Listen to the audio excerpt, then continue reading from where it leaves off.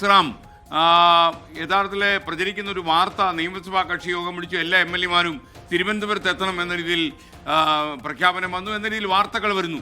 ഇന്ദിരാഭവനിലാണല്ലോ നിൽക്കുന്നത്, KPCC ആസ്ഥാനമാണല്ലോ, അവിടെ നിന്ന് അറിയാൻ കഴിഞ്ഞത് എന്താണ്?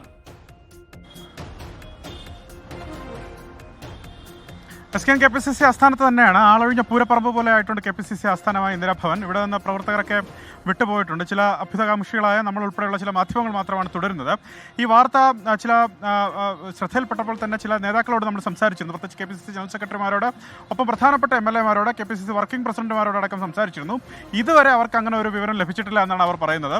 ഇതുവരെ, അതായത് നിയമസഭാ കക്ഷി യോഗം നാളെ ചേരുന്നു എന്ന തരത്തിൽ പ്രചരിക്കുന്നതുമായി ബന്ധപ്പെട്ട് ഇതുവരെ അവർക്കൊരു വിവരം ലഭിച്ചിട്ടില്ല എന്ന് പറയുന്നു.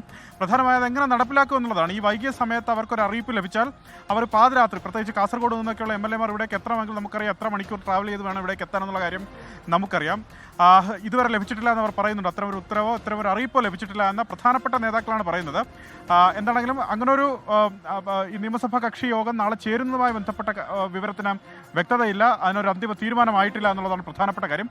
നാളെ തീരുമാനം പ്രഖ്യാപിക്കും. കേരളത്തിൻ്റെ മുഖ്യമന്ത്രിയെ നാളെ അറിയാം എന്നുള്ളതാണ് ഏറ്റവും സുപ്രധാനമായ കാര്യം.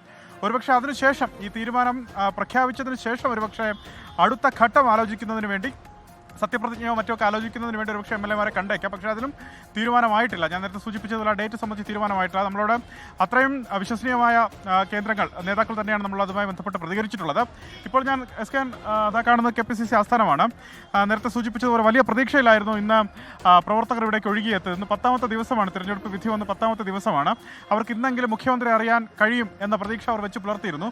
പക്ഷേ ആ പ്രതീക്ഷ അസ്ഥാനത്തായി എന്ന് അല്പം മുമ്പ് ജയറാം രമേശ് ഡൽഹിയിൽ മാധ്യമങ്ങളെ കാണുമ്പോൾ പ്രവർത്തകർ തിരിച്ചറിഞ്ഞ് ഇവിടെ നിന്ന് പിൻവാങ്ങുന്നതാണ് കാണുന്നത്. നമ്മൾ പക്ഷേ ജയറാം രമേശ് പ്രഖ്യാപിക്കുന്നതിന് മുമ്പ് തന്നെ നമ്മളിവിടെ നിന്ന് 6:45 നമ്മളിവിടെ നിന്ന് അറിയിച്ചിരുന്നു. ഒരുപക്ഷെ ഇന്ന് കേരളത്തിലെ മുഖ്യമന്ത്രി അറിയാൻ സാധിക്കില്ല, ആ തീരുമാനം മാറ്റും എന്ന് നമ്മളിവിടെ നിന്ന് അറിയിച്ചിരുന്നു. അത് അക്ഷരാർത്ഥത്തിൽ ശരിവ്യക്ത തരത്തിലേക്ക് ആ വാർത്ത വന്നു. എന്താണെങ്കിലും നേതാക്കളടക്കം പിൻവാങ്ങിയിട്ടുണ്ട്, ഇവിടെ നിന്ന് പോയിട്ടുണ്ട്. പ്രവർത്തകരൊക്കെ വലിയ ആവേശം അവരിപ്പോഴും വെച്ച് പുലർത്തുന്നു. നിരാശ ഉണ്ടെങ്കിൽ പോലും വലിയ ആവേശം വെച്ച് പുലർത്തുന്നുണ്ട്.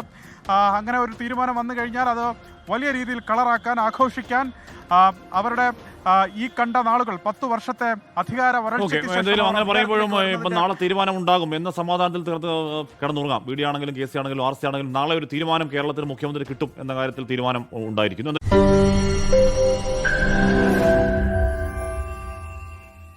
ലോകത്തെവിടെയായാലും ഏത് സമയത്തും 24 വാർത്തകളും ഓഗ്മെന്റഡ് റിയാലിറ്റി പാക്കേജുകളും എക്സ്പ്ലെയിനറുകളും വിശദമായി കാണാൻ ഞങ്ങളുടെ YouTube ചാനൽ നിങ്ങൾക്ക് സബ്സ്ക്രൈബ് ചെയ്യാം.